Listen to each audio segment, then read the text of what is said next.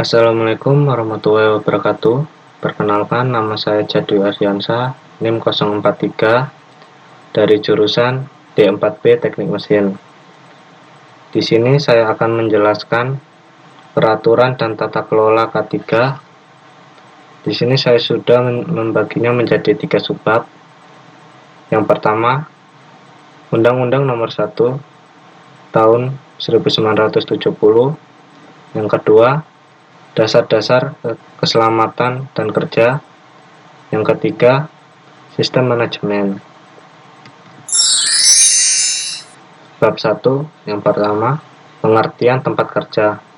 Pengertian tempat kerja menurut Undang-Undang Nomor 1 Tahun 1970 ialah tiap ruangan atau lapangan, baik terbuka atau tertutup, bergerak maupun menetap, di mana tempat tenaga kerja yang bekerja atau sering dimasuki orang bekerja untuk keperluan suatu usaha, dan di mana terdapat sumber atau sumber-sumber bahaya. Yang kedua, tujuan. Ada 3 tujuan utama penerapan K3 berdasarkan Undang-Undang Nomor 1 Tahun 1970, antara lain, yang pertama, melindungi dan menjamin keselamatan setiap tenaga kerja dan orang lain di tempat kerja. Yang kedua, menjamin setiap sumber produksi dapat digunakan secara aman dan efisien. Yang ketiga, meningkatkan kesejahteraan dan produktivitas nasional. Yang keempat, dasar hukum. Yang pertama, Undang-Undang Nomor 1 Tahun 1970 tentang keselamatan kerja. Yang kedua, Undang-Undang RI Nomor 13 Tahun 2003 tentang ketenagakerjaan. Yang ketiga, PP Nomor 50 Tahun 2012. Yang keempat, ISO 4500 2018. Yang keempat, ruang lingkup. Terdapat pada pasal 2. Di sini saya tidak menampilkan pasal 2 dikarenakan nanti akan menambah waktu penjelasannya. Saya lanjut. Yang kelima, syarat-syarat K3 terdapat pada pasal 3.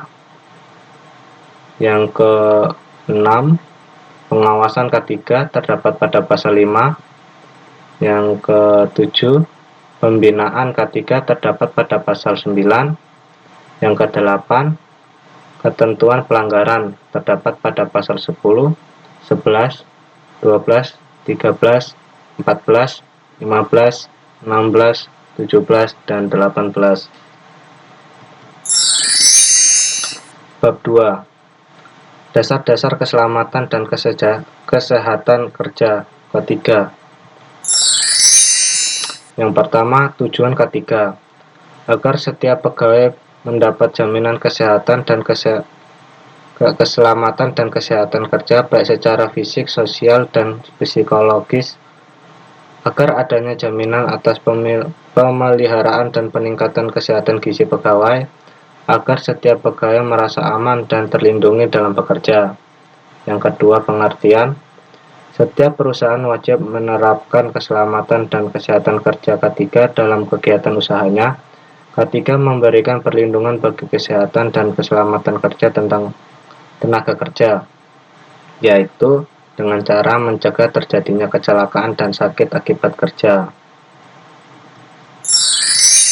Yang ketiga, prinsip dasar dan pencegahan kecelakaan.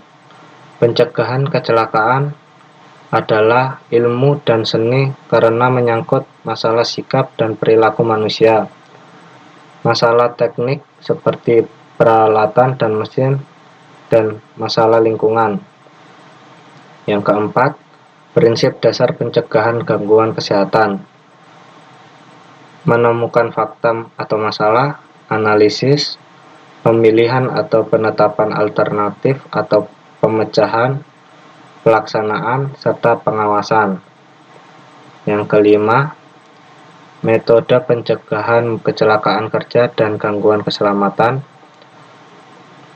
upaya pencegahan keselamatan kerja melalui pengendalian bahaya di tempat kerja, upaya pencegahan kecelakaan kerja melalui pembinaan dan pengawasan, dan upaya pencegahan kecelakaan kerja melalui sistem manajemen. Yang ke-6, analisis kecelakaan kerja. Program K3 dilaksanakan untuk mencegah kecelakaan kerja dan penyakit akibat kerja, atau dengan kata lain dapat disebut dengan mempertahankan keselamatan dan kesehatan kerja.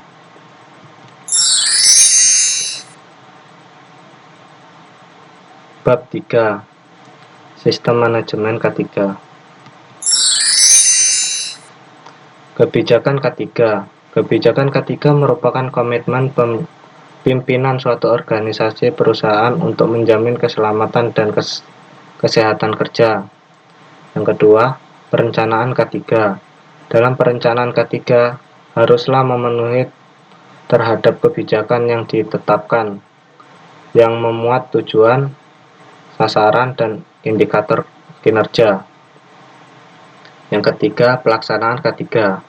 Secara garis besar, prinsip K3 adalah perlindungan terhadap kerja. Hal ini sejalan dengan filosofi paling mendasar dari K3. Evaluasi K3 tidak hanya diwajibkan menurut peraturan negara kita, pemenuhan terhadap regulasi K3 juga menjadi salah satu butir yang dipersyaratkan di dalam standar internasional. Yang kelima, perbaikan K3. Tahap evaluasi peraturan K3 dapat dilakukan secara kuantitatif maupun kualitatif. Secara kualitatif, HSE officer dapat menganalogikan pemenuhan suatu pasal atau ayat dengan skor 1 dan skor 0 jika tidak memenuhi pasal atau syarat yang dimaksud. Kesimpulan, terdapat perbedaan penerapan K3 berdasarkan skala proyek. Rata-rata penerapan K3 lebih besar pada proyek skala besar dibandingkan proyek skala sedang dan kecil. Temuan ini dapat disebabkan karena efisiensi biaya untuk penerapan dan resiko untuk tidak menerapkan K3 lebih besar pada proyek skala besar dibandingkan skala dengan proyek skala kecil. Sekian dari saya. Assalamualaikum warahmatullahi wabarakatuh.